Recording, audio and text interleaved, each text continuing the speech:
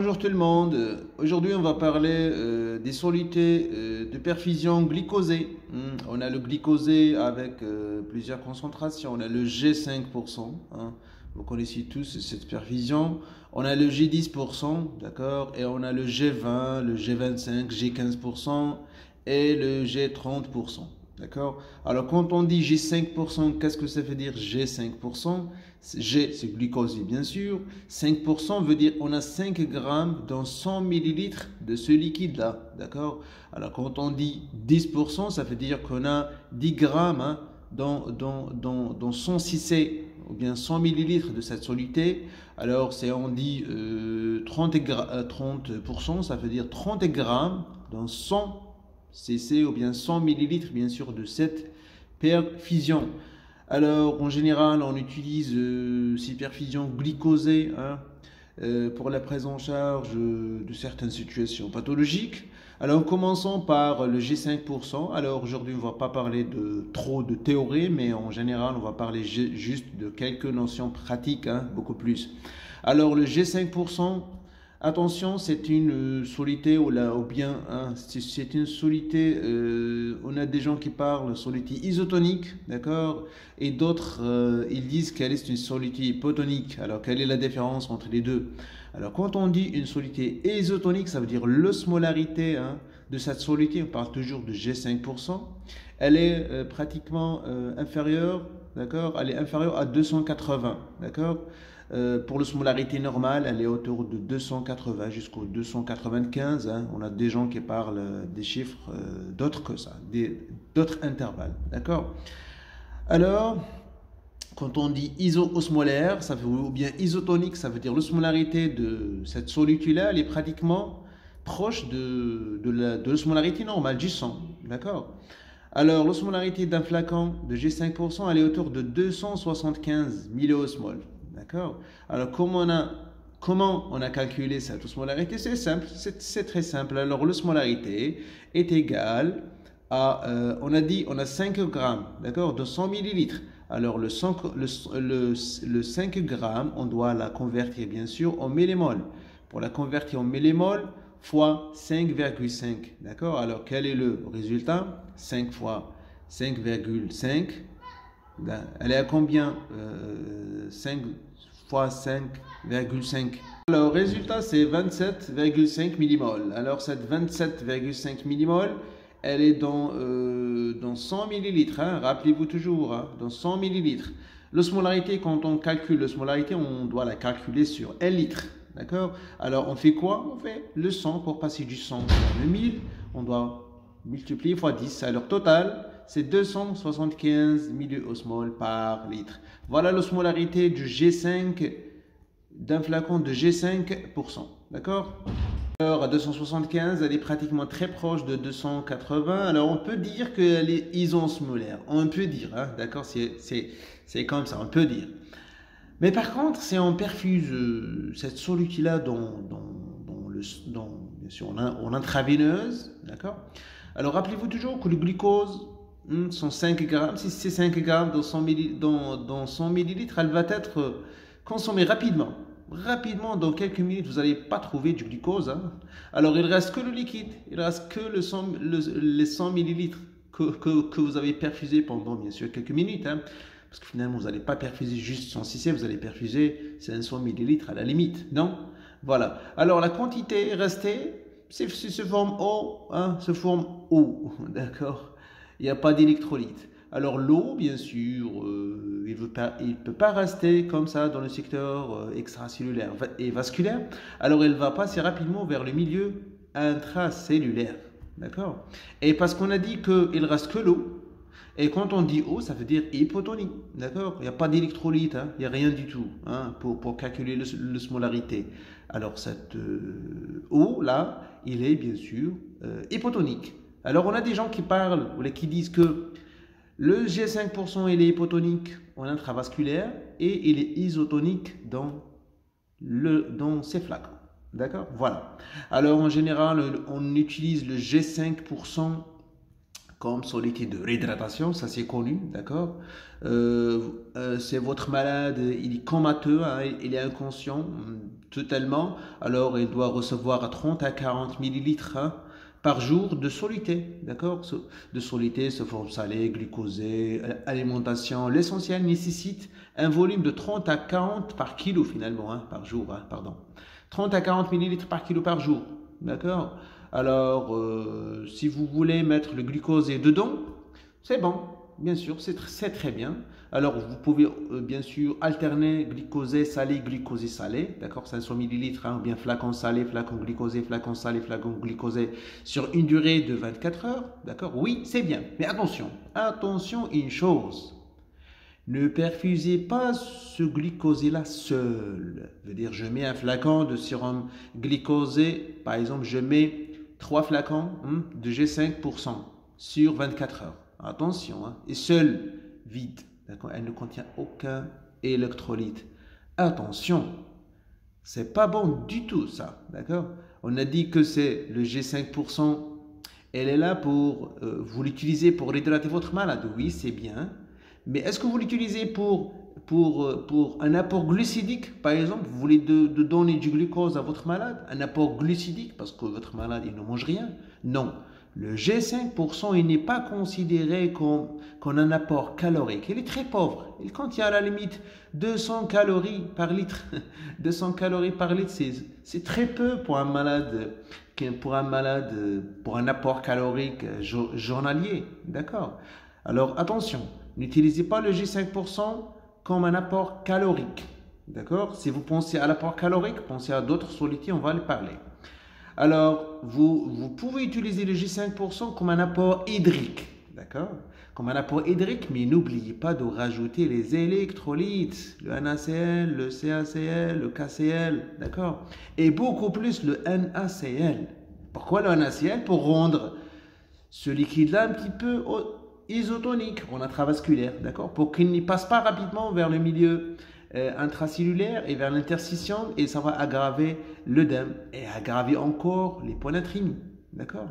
Alors attention, si vous voulez utiliser le G5% comme une soluté de réhydratation, vous pouvez l'utiliser, mais rajoutez les électrolytes, d'accord, et surtout bien sûr le sodium. N'oubliez pas que votre malade, il a besoin des électrolytes aussi par jour, hein, pas que l'apport hydrique, d'accord.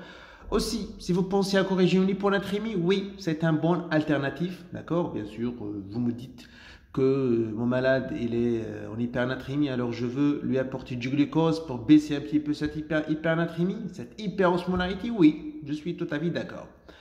Alors, attention chez les malades avec une hyponatrémie. Attention, hein, attention chez les malades avec une hyponatrémie. Attention chez les malades œdémaciés. Hein, chez les malades avec des œdèmes périphériques. Déjà, les malades avec des œdèmes, c'est dans plusieurs situations, on trouve une hyponatrémie associée. D'accord? Alors, chez votre malade, il a une hyponatrémie ou bien des œdèmes.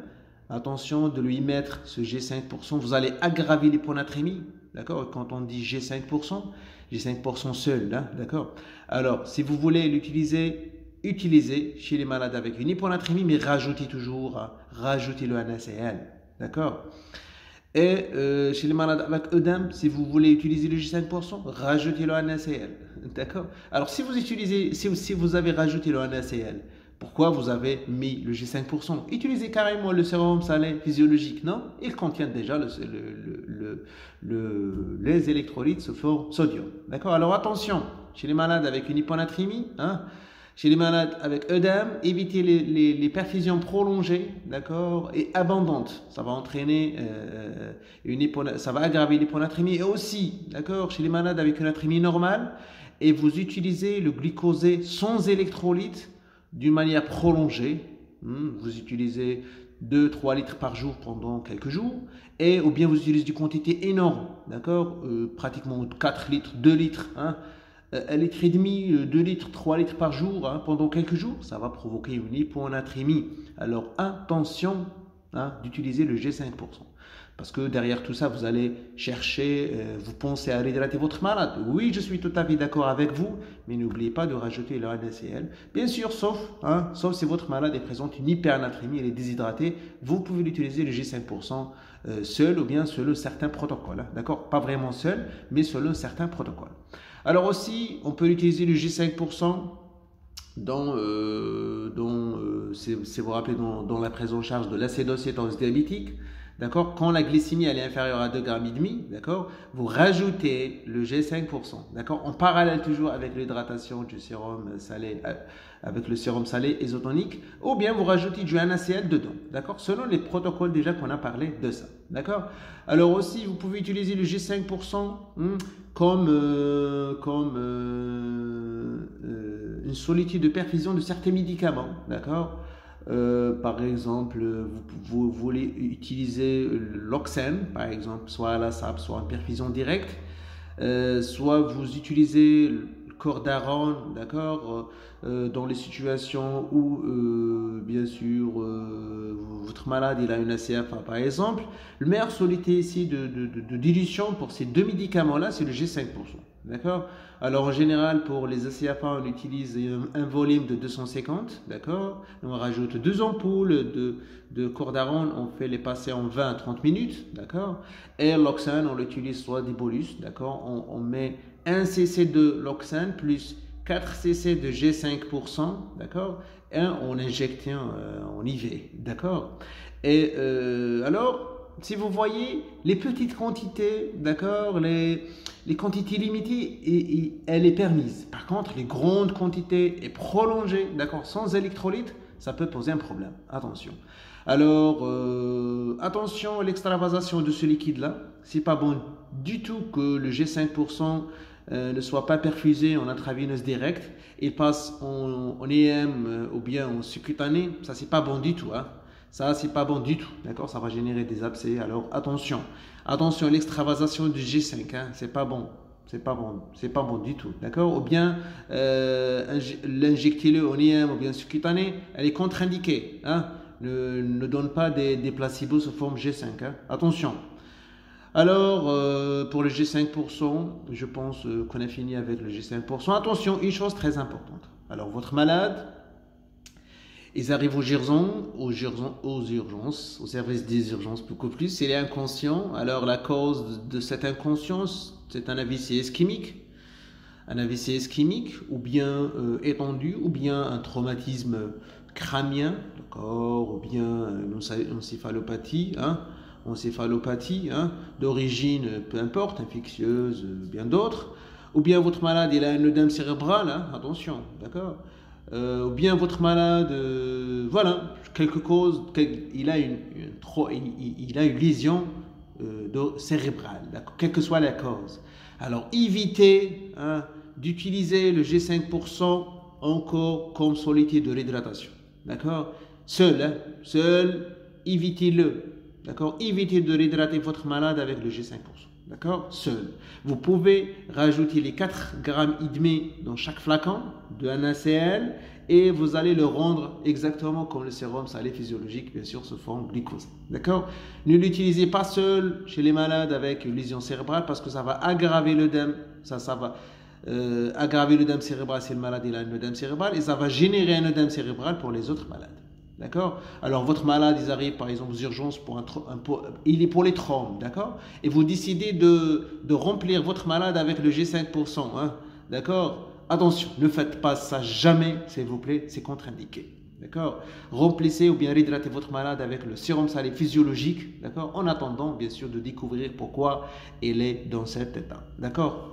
Le G10%. Alors quand on dit G10%, ça veut dire on a 10 grammes dans 100 millilitres. 10 grammes dans 100 millilitres avec un apport calorique de 400 à la limite kilocalories. D'accord? Avec certains 400 kilocalories par litre. Il paraît intéressant, oui. Il a quand même un apport calorique intéressant. D'accord? Alors si vous voulez réhydrater votre malade parce qu'il est déshydraté, il est déshydraté 1 bien sûr, et de l'autre côté, il n'a rien reçu comme apport glucidique, vous pouvez utiliser le G10%. D'accord? Alors le G10%, il est un petit peu hyperosmolaire, hein, d'accord? Il n'est pas iso ni hypo. Il est hyperosmolaire dans le flacon toujours. Hein. Il a pratiquement à 550 milliosmoles hein, par litre. Alors, on peut le considérer comme une soluté hyperosmolaire, tout court, d'accord? Dans les flacons, bien sûr. Bien sûr, le G10, il va être consommé, ces 10 grammes de glucose, elle va être consommée rapidement. Hein, il va rester que l'eau dans le secteur vasculaire. Alors, les mêmes indications. Ne perfusez pas de grandes quantités de J10% seul, sans électrolytes. Si vous visez, bien sûr, à réhydrater votre malade. D'accord? Rajoutez les électrolytes, s'il vous plaît. D'accord? Alors, en général, on peut utiliser le J10% en véhiculant certains médicaments comme le quinine, hein, certains antipaludiens. Pourquoi on l'utilise avec le quinine? Parce que ces médicaments-là, ces antipaludiens provoquent une hypoglycémie comme un effet secondaire.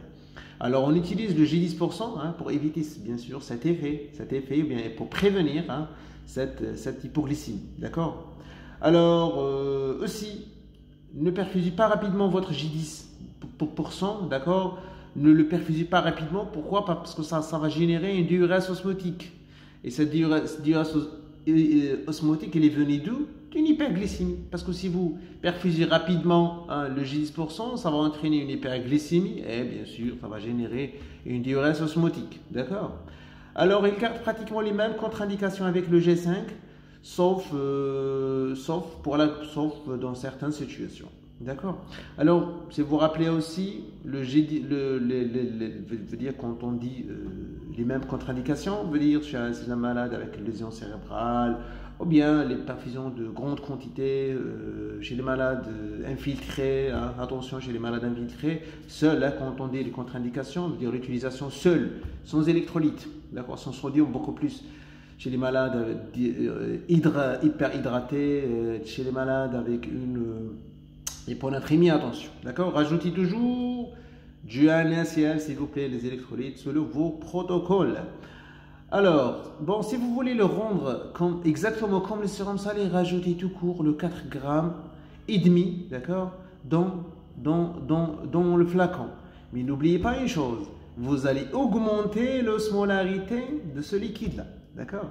Et quand vous augmentez l'osmolarité de votre liquide, l'utilisation par voie périphérique devient un petit peu limitée. Hein? Attention, veut dire, on peut même dans la situation normale, veut dire, même si vous rajoutez des électrolytes, peu d'électrolytes, vous ne pouvez pas l'utiliser d'une manière prolongée parce que il est hypertonique, hein, d'accord? Il peut générer des problèmes au niveau vasculaire dans les veines, d'accord? Alors, maintenant, pour les G10, en général, si vous vous rappelez, on peut l'utiliser dans la prise en charge de l'hypercalémie, si vous vous rappelez. Alors, on a plusieurs protocoles. On a un certain protocole qui parle de 500 ml de G10%. On met 15 unités d'insuline, d'accord, dans cette quantité de G10%. Et on fait le passer pendant 30 minutes. Ça, c'est les moyens pour faire baisser la calémie en attendant, bien sûr, l'hémodialyse ou bien la prise en charge définitive, d'accord, le traitement définitif, d'accord. On a d'autres protocoles qui parlent de rajouter juste 5 unités, d'accord, d'insuline. Alors, c'est selon les protocoles, d'accord. On a des gens qui parlent de 15 unités dans 500 ml et on a des gens qui parlent de mettre 5 unités, mais pas dans 500 ml, hein, dans 250 ml. D'accord? Mais vous voyez, on fait le passer toujours sur 30 minutes. D'accord? Ça peut nous aider pour faire baisser la calémie chez un malade, bien sûr, une hypercalémie. Hein, d'accord? Alors, vous pouvez aussi l'utiliser pour prévenir l'hypoglycémie hein, chez certains malades. Hein, vous dosez la glycémie de votre malade. Et selon la glycémie, vous pouvez décider d'utiliser le G10 comme un traitement préventif hein, de l'hypoglycémie. Par contre, ou bien à défaut de G10, des fois à défaut de G30 plutôt, hein, de G30 ou bien d'autres solutés plus avec une concentration plus élevée du glucose, on peut utiliser le G10 comme alternative. Vous n'avez pas le G30, vous pouvez utiliser le G10. D'accord? Très bien. Maintenant, on parle de G30, d'accord? Le G30%. Glucose et G30%. Alors, quand on dit G30%, Apport calorique très important à 1200 kilocalories par litre. C'est important. Très hyperosmolaire à 1665 milliosmoles par litre. Ce qui rend cette perfusion très hyperosmolaire. Alors, ne l'utilisez jamais une perfusion IV, hein, sur une voie veineuse périphérique. D'accord? Quand on dit perfusion périphérique, veut dire comme le G5 ou bien le G30, le G10. Par exemple, vous voulez mettre un G30 comme ce liquide de l'hydratation. Oui, je suis tout à fait d'accord avec vous, mais attention, ne faites pas ça sur une voie veineuse périphérique. D'accord? Parce que ça va brûler les veines. D'accord? Vous pouvez l'utiliser, cette hydratation, sur un cathéter veineux central ou bien sur une voie veineuse centrale. D'accord? Maintenant, en général, quand on parle de G30, vous rappelez toujours de la prise en charge de l'hyperglycémie. Oui, effectivement, devant une hypoglycémie inférieure à 0,5 en général, ou bien peu importe, on donne en général 20 à 40, 110 ampoules. 100 à 40, ou bien si vous avez des flacons, on donne 20 à 40 ml de G30 pour 100 en IV. Peut-être vous pouvez me dire, hop, vous avez déjà dit de ne pas les perfuser par voie périphérique. Oui, pour une réhydratation, pour une perfusion longue sur quelques heures, oui, elle est contre-indiquée. Mais par contre, pour gérer une hypoglycémie, pour une quantité très limitée, 20-40 ml, et pour gérer une urgence vitale, d'accord, on peut l'utiliser par voie IV, par une veine, ou bien sur une veine périphérique. Mais juste une très petite quantité, d'accord, 20-40 millilitres de G30, d'accord, on y va et on fait le dextro après quelques minutes selon votre protocole, d'accord. On a des personnes selon le protocole de votre service de surveiller le dextro après l'injection de G30, d'accord. Aussi, on peut l'utiliser le G30 comme le G30% comme traitement dans l'hypercalémie, d'accord. Et par contre, on prend juste 250 millilitres, hein, d'accord, on ne prend pas beaucoup, hein. 200 millilitres on rajoute 30 unités d'insuline. Bon, certains protocoles parlent de ça, hein, d'accord. Certains protocoles de la prise en charge de l'hyperca parlent de ça. 250 millilitres de G30 plus 30 unités d'insuline pendant 30 minutes, d'accord. Alors, si vous posez la question, est-ce que je la mets à travers une voie veineuse périphérique ou bien centrale? Alors, si vous avez une voie veineuse centrale, ça sera l'idéal. Si vous n'avez pas une voie veineuse centrale, hop, soit vous utilisez les anciens protocoles avec le G10. On a des protocoles avec le G10%, d'accord? Alors, si vous n'avez pas le G10% ou bien d'autres solutés, d'accord? Si vous avez que le G30%, et vous avez une hypercalémie et vous n'avez pas une voie veineuse centrale rapide, d'accord, alors vous pouvez l'utiliser par voie veineuse périphérique. Pourquoi?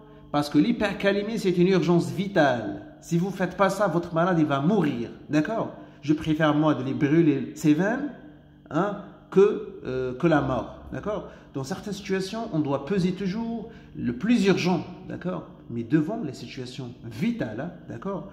Pas devant une situation normale, vous la considérez comme une urgence vitale et vous utilisez d'autres choses qui n'ont pas accordé dans ces situations. D'accord? Vous avez une urgence vitale, exemple hyperca, c'est vital, tout le monde le savait.